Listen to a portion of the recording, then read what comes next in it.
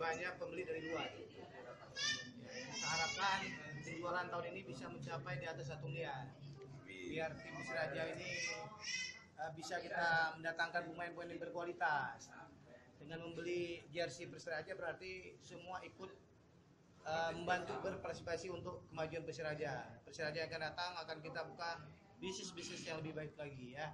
Termasuk kita punya dengan Pak Wali selaku dengan pembina, kita juga merencanakan akan membuat air mineral, air minum kemasan merek Persiraja dan Persiraja Kopi. Persiraja Kopi akan kita buka juga. Jadi Persiraja ini benar-benar terlepas dari APBK, memang walaupun nggak dibenarkan. Jadi orang sekarang udah melihat Persiraja ini benar-benar profesional, ya.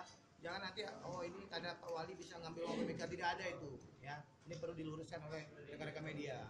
Kami berpikir secara profesional bagaimana Persiraja ini lebih maju dengan kita hadirkan bisnis-bisnis. Ya, seperti klub-klub di luar negeri ini mungkin Liga 2 klub yang pertama yang akan kita buat seperti ini. Kalau Liga 1 kan udah ada Persib Bandung, Persebaya. Jadi Liga 2 kita akan membuat seperti ini. Dan apa yang kita buat hari ini sudah dicontoh oleh PSMS Medan. Ya. Mungkin itu. Dan saya mengucapkan terima kasih kepada Presiden Klub Persiraja yang telah membuat Persiraja Store ya. Ini penting sekali karena kita harus membuat Persiraja itu mandiri. Ya, mandiri itu yang pertama dari penjualan tiket, kemudian dari sponsor, kemudian dari jual seperti ini, kemudian juga ada unit-unit usaha lain termasuk coffee shop yang akan Persiraja Kopi yang akan kita buka dan juga dalam bentuk lain ya.